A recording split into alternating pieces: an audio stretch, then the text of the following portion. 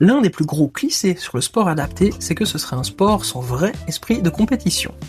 Ou du moins cet aspect serait mis au second plan. Et comment vous dire, perso je ne m'entraîne pas juste pour jouer. J'ai envie de gagner et de me donner à 100%.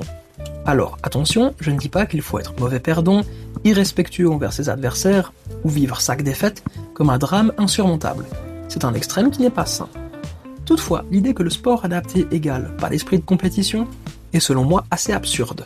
D'une part, pour côtoyer ce milieu depuis pas mal d'années maintenant, je peux vous assurer que l'esprit de compétition est bien présent chez nous. D'autre part, mon problème avec ce raisonnement, c'est que c'est comme si on opposait l'idée de l'inclusion à celle de la compétition.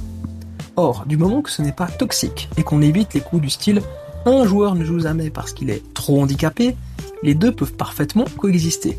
Si je reprends l'exemple du joueur trop handicapé, prendre en compte ses difficultés et l'inclure dans l'équipe, c'est aussi pouvoir développer son potentiel. On ne sait pas, peut-être que c'est un très bon shooter ou passeur. Là où je veux en venir, c'est que si le but du sport adapté est de rendre le sport accessible à tous, l'envie et l'esprit de compétition font aussi partie de cette accessibilité. À mon sens, être un compétiteur, c'est surtout être un sportif ou une sportive qui, peu importe son niveau ou ses difficultés, tente toujours de faire de son mieux et de s'améliorer. Ça ne sonne pas si incompatible, non ?